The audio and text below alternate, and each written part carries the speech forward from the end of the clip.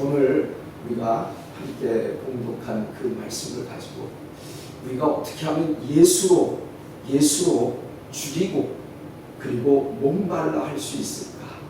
이게 우리의 인생의 하나의 본질이 되어졌으면 얼마나 좋을까 하는 그런 마음으로 오늘 이 말씀의 제목을 가지고 여러분들과 함께 은혜를 나누고자 합니다. 여러분들 진정한 복을 여러분들은 어떤 관점에서 이해하십니까?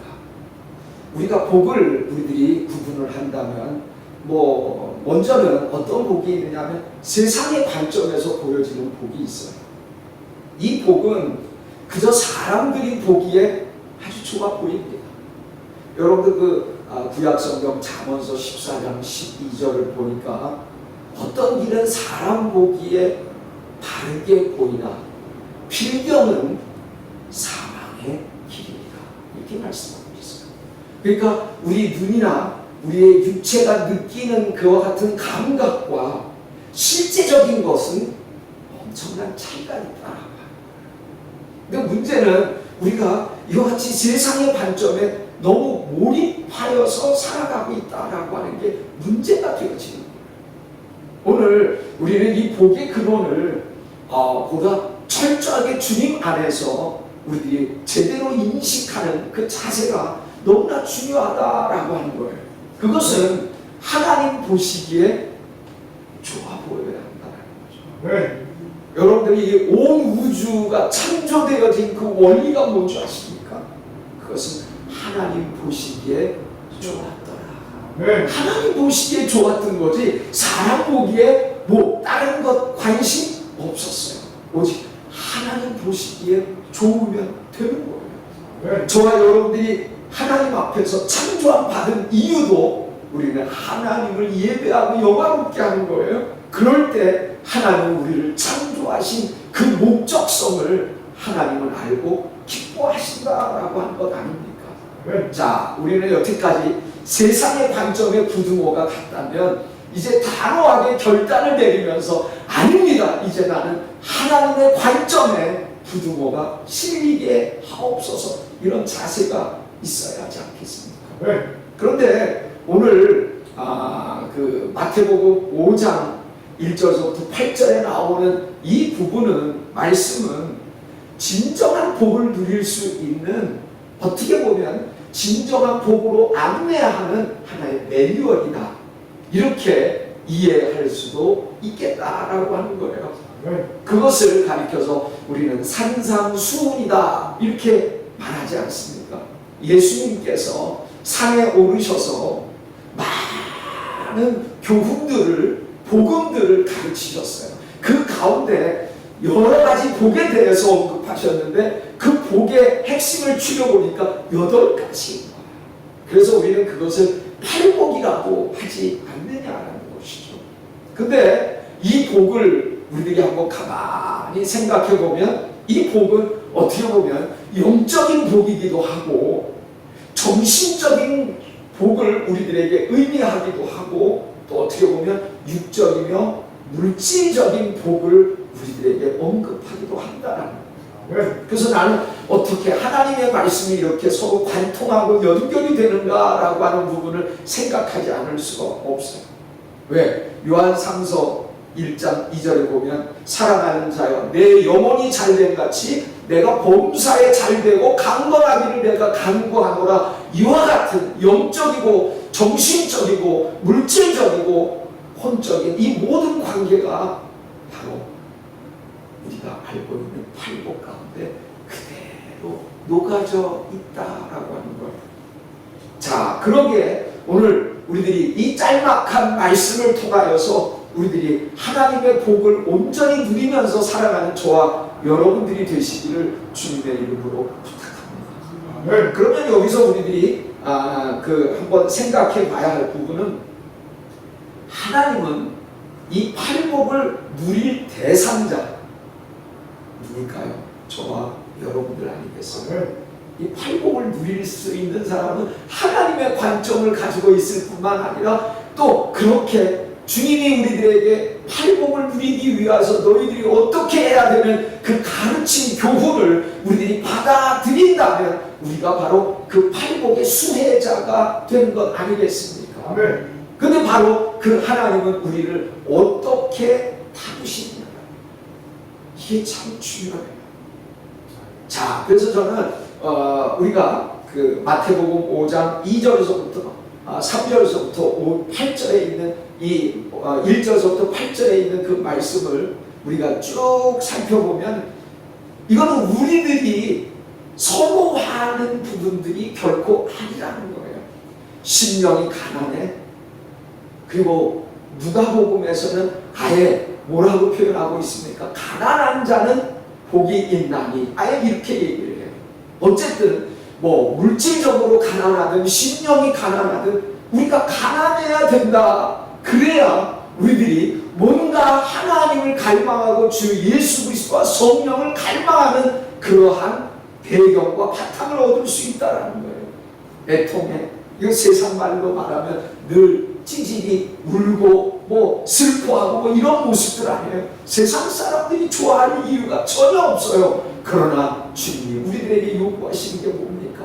애통해 하는 마음을 가지고 주님 면전에 설 수 있는 그와 같은 자세가 바로 하나님의 복을 누릴 수 있는 그러한 자들이라는 거예요. 온유한 자, 이 땅에서는 망하고 말지 아마 이렇게들 얘기하는 거예요. 그러나 온유한 자가 결국 뭐라고 해요? 땅을 기업으로 받을 것이며 이렇게 말씀하고 있는 거예요. 오늘 우리들이 다뤄야 할 부분이 바로 이 넷째 항목입니다. 의에 줄이고 목말라 보자 라고 하는 거예요.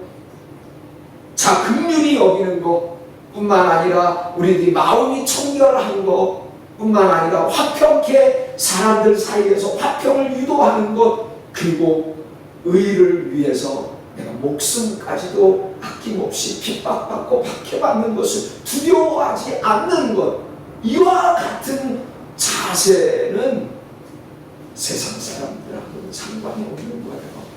그런데 하나님께서는 어떠세요? 이와 같은 자들에게 이런 복들을 쭉 우리에게 허락하시는 거예요. 뭐 땅도 주세요. 우리의 마음을 위로도 하시고 평안케도 하셔요. 그러면서도 가장 궁극적인 것은 우리를 천국으로 안내하신다라고 하는 거예요. 이와 같은 복을 깨닫고 있는 자는 정말 이 땅에 살면서 복받은 자가 아닐 수 없다라는 거죠. 자, 그런데 여기에서 우리가 이제 하나님이 이 팔복을 누릴 대상자를 어떻게 다루시느냐라고 물었잖아요. 어떻게 다루시는가?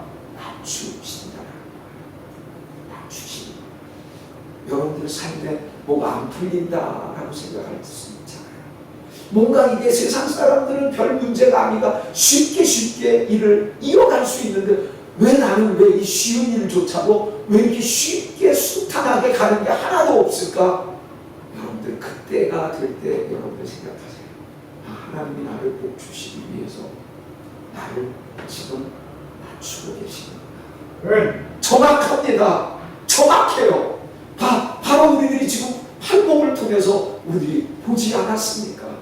우리들이 그것을 입술로 고백하며 그러기에 이제는 어떠한 어려움이나 어떤 환경이 나에게 다가온다 할지라도 나는 주님으로 인하여 기뻐할 수 있고 주님 때문에 환경에 흔들리지 아니하고 오직 주님이 나를 은혜 베푸시리라고 하는 사인이다라고 생각하는 그런 자세를 갖게 될 때 하나님은 오른쪽에 열거된 그 복을 주신다는 거예요. 그 말을 우리들이 다르게 표현한다면 이게 뭐냐? 아까는 낮추셨어요. 그런데 하나님이 낮추시고 난 다음에 하시는 게 있어. 계속 낮추신 상태로 머물러 두게 하는 게 아니라 낮추셨다면 높이시는 거예요. 아멘. 네. 낮추셨다면 어떻게 해요? 높이시는 거예요. 그게 하나님의 일을 하시는 방법이에요.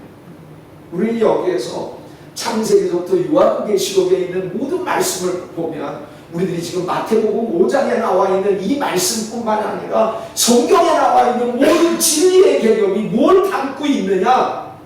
바로 역설이라고 하는 것을 담고 있어요. 말도 안 된다라는 거죠.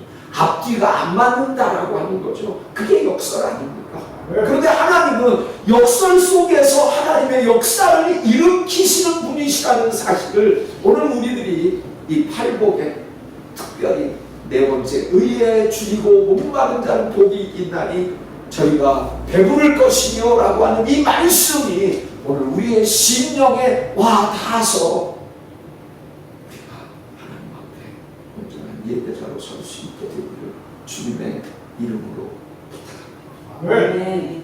자, 그러면 우리가 세 번째 생각해야 할 부분은 우리 이 본문 말씀은 저와 여러분이라고 하는 이 인생을 어떤 존재로 보고 있느냐라고 하는 거예요. 여러분들 스스로 이 인생을 어떻게 정의하십니까?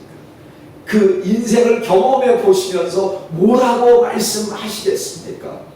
자, 다시 우리들이 본문으로 와보면 의에 줄이고 목마른 자는 복이 있나니 그들이 배부를 것이며 이렇게 얘기하고 있어요.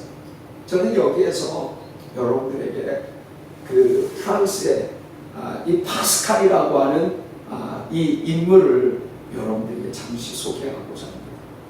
이 파스칼이라고 하는 사람은 프랑스의 수학자였어요. 과학자이면서도 또 철학자이기도 하고 그러면서 또 신학자이기도 했어요. 근데 이런 타이틀보다 제가 그에게 부여할 수 있는 가장 존귀한 타이틀은 하나님 앞에 사랑받는 영감자, 그가 바로 파스칼이었다. 사람이 뱉은 말로서 그 사람의 진리를 드러내 보이는 것 아니겠어요? 그런데 이 파스칼이 이런 말을 책을 통하여서 쓴 적이 있어요. 우리 한번 읽어볼까요? 시작.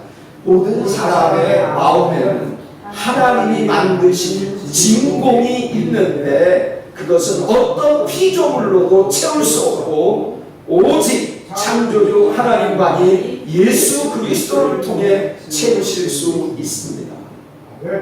저는 신학을 지금까지 몇십 년을 해보지만 신학자가 아닌 오히려 수학자요, 철학자요, 오히려 과학자인 이 파스칼이 이와 같이 신학자가 외칠 수 있는 그 어떤 고백보다도 아름다운 고백을 외쳤다라고 하는 것이 너무나도 귀하게 보이는 거예요. 오늘 여러분들의 삶 속에서도 하나님은 여러분들의 입술을 통하여서 나오는 고백으로 하나님이 기뻐 받으실 수 있게 되기를 바라요. 저는 바로 파스칼의 고백을 하나님이 너무나 기쁘게 받으셨다라고 저는 믿습니다. 아멘? 자, 그러면 이 말의 의미를 핵심을 우리가 여기서 추려본다면 뭐냐면 여기서 말하는 진공, 여러분들 베큐움 그 청소기 있잖아요. 그 베큐움이에요. 베큐움. 진공 상태. 진공 상태를 얘기하는 거예요. 근데 그 진공이라고 하는 것은 바로 파스칼에 의하면 예수 그리스도를 그 안에 채워 넣고자 하는 spiritual desire, 영적인 갈망이다. 하나님이십니다. 오늘 저와 여러분들에게 하나님은 마음의 빈 공간, 진공을 여러분들에게 허락해 주셨어요. 근데 그 마음을 세상 그 어떤 것으로도 채우려고 해도 여러분들 기뻐하신 적이 있으십니까? 만족하신 바가 있으십니까? 만족할 수가 없어요. 왜? 우리는 하나님 앞에 영적인 존재로 창조함을 받았기 때문에 그저 환경적인 것이 좋다라고 해서 우리들의 그 진공 상태가 채워져서 만족할 수 있나? 그럴 수 없다라는 거예요. 그럴 수 없다라는 거예요. 그러기에 하나님은 우리 인생을 어떤 존재로 만드셨는가? 저는 이렇게 말씀드리고 싶은 거예요. 어떻게 말씀드리고 싶으냐? 바로 그것은 인생이라고 하는 것은 영적 갈망함을 해소시켜야 할 존재라는 거예요. 영적 갈망이 있어요. 그 영적 갈망을 무시하지 말라는 거죠. 그 갈망을 채워 넣어야 돼요. 어떤 것으로 채워 넣느냐? 그것이 바로 오늘 본문의 핵심. 핵심이다라고 하는 것 아니겠습니까? 자, 우리 구약 성경을 보면 이 구약 성경에서도 많은 성서의 기자를 통하여서 하나님께서 영적인 갈망함을 표현하신 그러한 아주 인물들이 너무나 많이 있음을 볼 수 있어요. 저는 그 중에 대표적으로 먼저 다윗의 하나님을 향한 갈망을 여러분들에게 소개해 드리고자 합니다. 시편 42편 1절에 보니까 하나님이여 사슴이 신의 물을 찾기에 갈급한 같이 내 영혼이 주를 찾기에 갈급하나이다. 다윗이 그랬던 거예요. 다윗은 하나님이 전쟁에 나가서 수없이 많은 전쟁을 다 승리로 이끌었기 때문에 그놈 참 대단한 놈이야, 그런 것 가지고 그를 평가하신 분이 아니에요. 그의 저변에 깔려있는 마음씨, 하나님을 생각하는 씀씀이, 바로 그것이 제대로 정상적으로 하나님과 관계를 맺고 있다라고 하는 것을 보고 하나님이 다윗을 기뻐하시는 거예요. 영적 갈망함을 다윗이 표현한 거예요. 그러니까 사도행전 13장 22절에 보니까 내가 이새의 아들 다윗을 만나니 내 마음이 아파한다. 다윗과 아파한다. 내가 그를 통하여 무슨 일이라도 다 시키게 하리라 라는 그런 말씀 아니겠습니까? 오늘 우리가 다윗의 하나님을 향한 갈망함을 우리들이 배워야 하지 않겠습니까? 그의 왕으로서 치적을 배우고 그의 똑똑함과 그리고 다른 세상적인 것 같은 업무 처리 방법을 배우기보다는 우리는 그의 갈망함을 배워야 할 줄로 믿습니다. 두 번째 생각할 수 있는 게 뭐냐면 바로 고라 자손이 쓴 시편에 있는 말씀인데, 이 고라 자손의 영적 갈망함이 또 표현되어 있는 말씀이 시편 84편 2절에 기록되어 있는 것을 봅니다. 우리 다 같이 읽어볼까요? 내 영혼이 야훼의 긍정을 사모하여 쇠약하며 내 마음과 육체가 살아계시는 하나님께 부르짖나이다. 원래 고라라고 하는 인물은 레위 지파 사람이었어요. 근데 이 고라라고 하는 이 인물이 모세와 아론의 그 리더십의 권위에 복종하지 아니하고 거기에 반발하면서 하나님의 심판을 자초했었던 그 같은 인물이 고라였습니다. 그런데 시편에 있는 무수히 많은 말씀 중에 고라 자손의 시라고 하는 글이 많이 있잖아요. 하나님은 비록 그의 선조나 조상이 안 좋은 일을 했다 할지라도 마음 고쳐먹고 자손들 중에 하나님을 온전히 쫓고자 한다면 그와 같은 부분에 영향을 받지 않고 하나님은 그 자손을 또 계속해서 은혜를 주시고 하나님의 역사를 맡기는 도구로 사용하신다는 것을 알 수 있지 않습니까? 그래서 고라 자손을 통하여서 하나님은 성전에서 찬송과 찬양 음악을 담당하는 인물로 사용하셨다라는 것이죠. 바로 그 고라 자손이 하나님을 향한 그 영적인 갈망을 표현했다는 것을 우리들이 기억해야 할 줄로 믿습니다. 이사야의 영적 갈망은 또 어떻습니까? 이사야서 26장 9절에 보니까 밤에 내 영혼이 주를 사모하였은즉 내 중심이 주를 구하오리니. 오늘 이와 같이 다윗처럼 고라 자손처럼 그리고 이사야처럼 오늘 우리들의 삶에 영적인 갈망함을 가지고 그것이 바로 하나님께 가까이 나아가는 동기부여가 되어지기를 주님의 이름으로 축원합니다. 오늘 이들의 갈망이 무엇을 향한 갈망이었습니까? 하나님을 향한 임재의 갈망이었습니다. 하나님 성소에서 내가 하나님을 만나고자 하는 그와 같은 갈망이었습니다. 또 하나님을 알고자 하는 그런 갈망이 그들의 마음 마음속에 있었다는 거죠. 오늘 그러한 갈망을 우리 마음속에 그 진공의 상태에 채워 넣어야 하지 않겠습니까? 그럼 여러분들이 되시기를 주님의 이름으로 부탁합니다. 자, 이 부분은 말씀을 드린 거고요.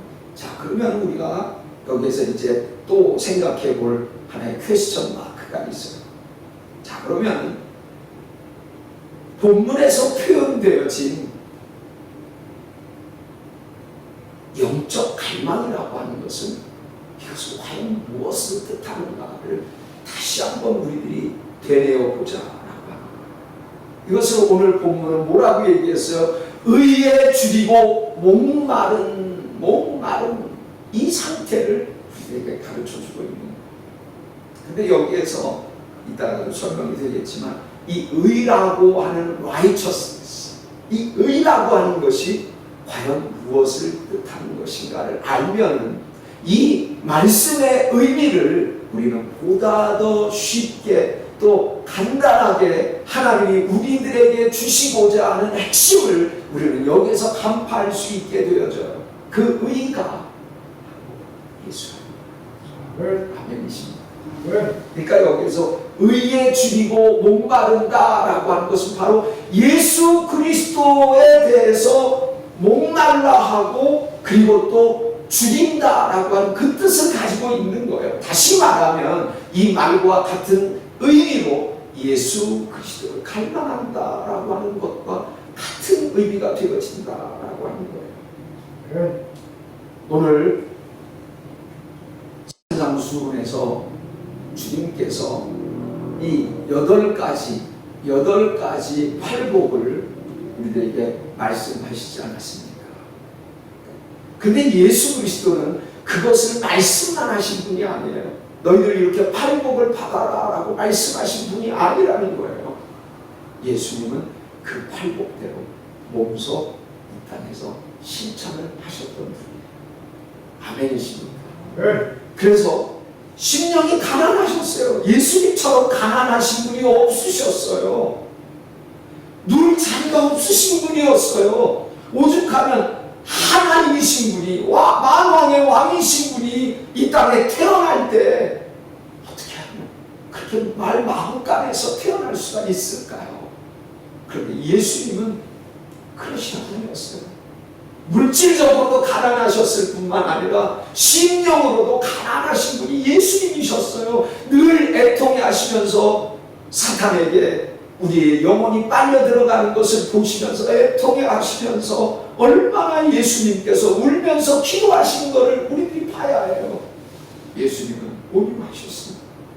제자들이 어떠한 문제점 속에서 예수님을 불편하게 했어도 예수님은 언제나 온유한 모습으로 반응을 했고요. 그리고 또 예수님은 언제나 하나님 말씀에 줄이고 목마른 자였어요. 그러기에 예수님의 입에서 나오는 그 말씀은 바로 율법의 모든 내용들을 다 담고 있는 것 아니었겠습니까? 긍휼을 가지신 분이었어요. 그러기에 마음이 죄가 없으신 청결하신 분이셨어요. 언제나 화평을 도복케 하시는 분이셨어요. 그러면서 결국 예수님은 저와 여러분들을 위해 십자가에서 피 흘려 돌아가신 분이에요. 그러기에 우리는 팔복에서 어떻게 하면 내가 복 받느냐 이런 관심사에서 좀 벗어나서 바로 팔복이야말로 예수 그리스도의 삶 자체를 우리들에게 그대로 보여주어 우리도 또 다른 예수처럼 살라라고 하는 하나의 주님의 명령이다라고 하는 것을 우리들이 영적인 교훈으로 추려야 하지 않겠습니까? 네. 그렇게 동의하시는 분은 우리 정 목사님처럼 크게 아멘. 아멘. 자, 그러면 우리가 또 한 번 질문을 해볼 게 있어요. 그것은 나는 예수 그리스도를 줄이고 정말 목말라 하는가, 갈망하는가. 이거는요 남에게 보여주기 위한 게 아니에요. 나 스스로가 지금 주님 앞에서 한번 나 스스로를 점검해 보는 거예요. 자, 여기에서 우리가 줄인다라고 하는 것은 뭔가 양식을 못 먹어가지고 굶어있는 그 상태를 말하는 것 아니겠습니까? 그리고 목마르다라는 것은 음료나 물이나 마실 것을 마시지 못함으로 인하여 목이 타는 갈증의 상태를 목말라 하는 것 아니겠어요? 그런데 예수님께서 요한복음 6장 55절에서 우리에게 하신 말씀이 있어요. 우리 다 같이 한번 읽어봅시다. 시작.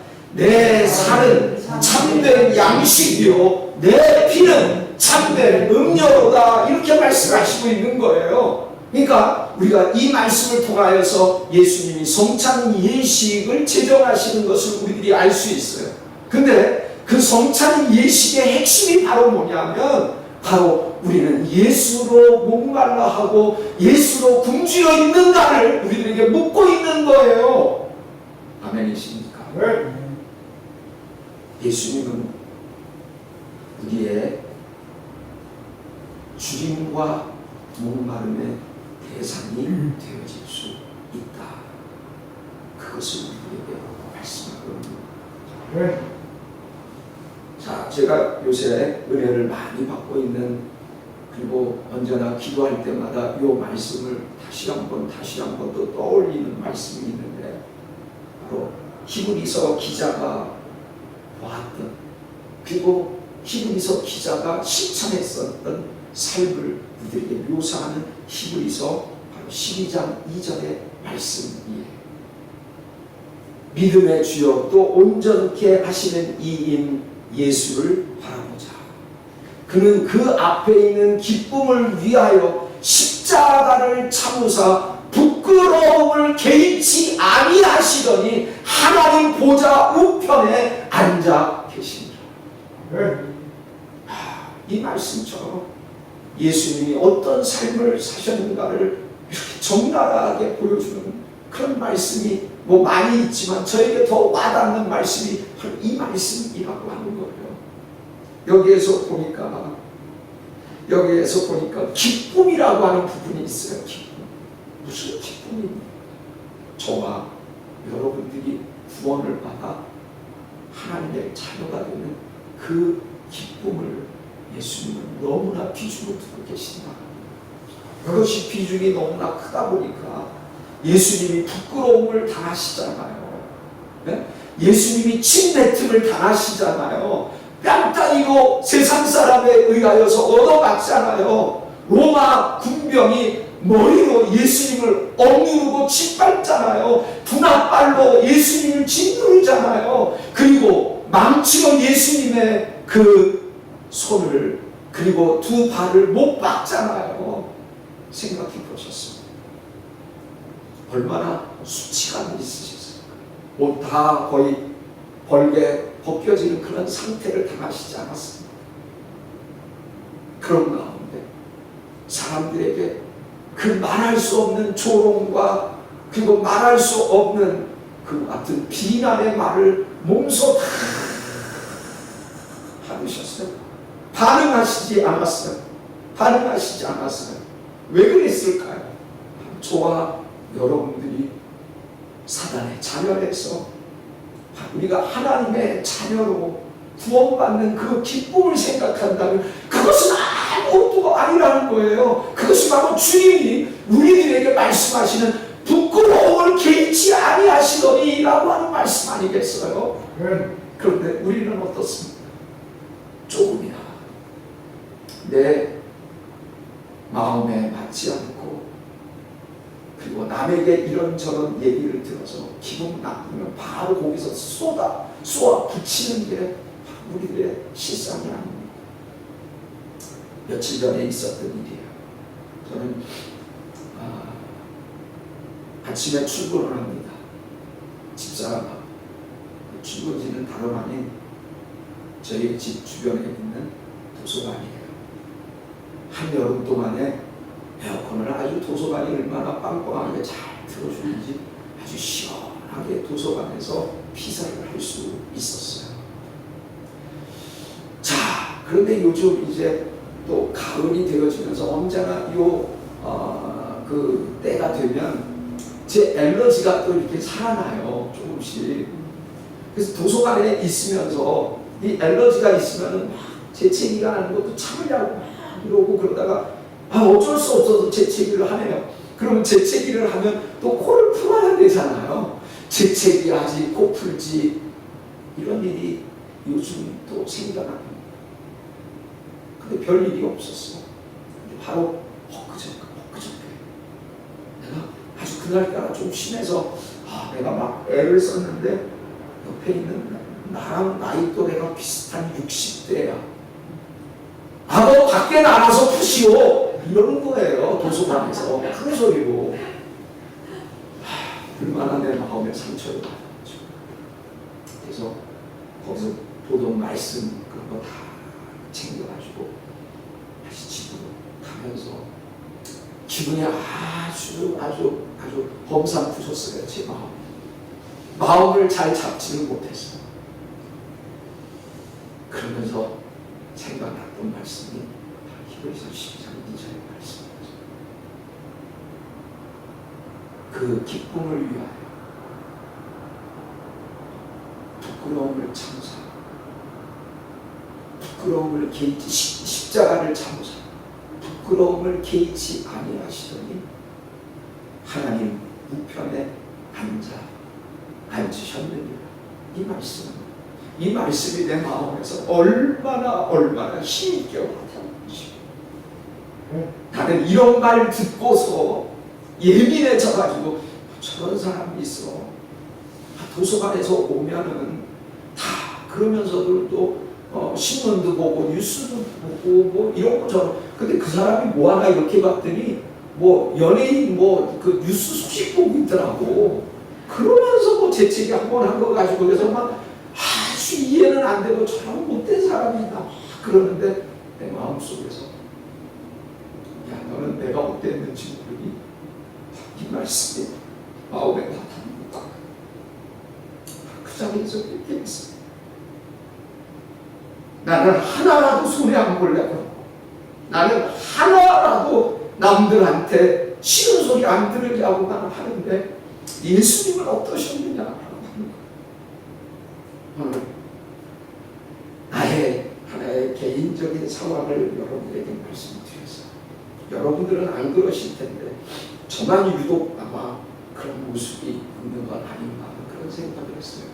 그래서 하나님 앞에 다짐했어요. 하나님이 제 엘러지 고쳐주셔야 제가 도서관 다시 갑니다. 이렇게 아주 적극적으로 긍정적으로 기도를 바꿨어요. 아멘이 안 나와요? 여기 이제 바울이 또 고백이 있지만 이 부분은 우리가 이제 지나가고 여기서 이제 마지막 우리가 정리를 해보면서 우리 여기서 선포해야 할 부분이 있어요. 그럼 바로 뭐냐면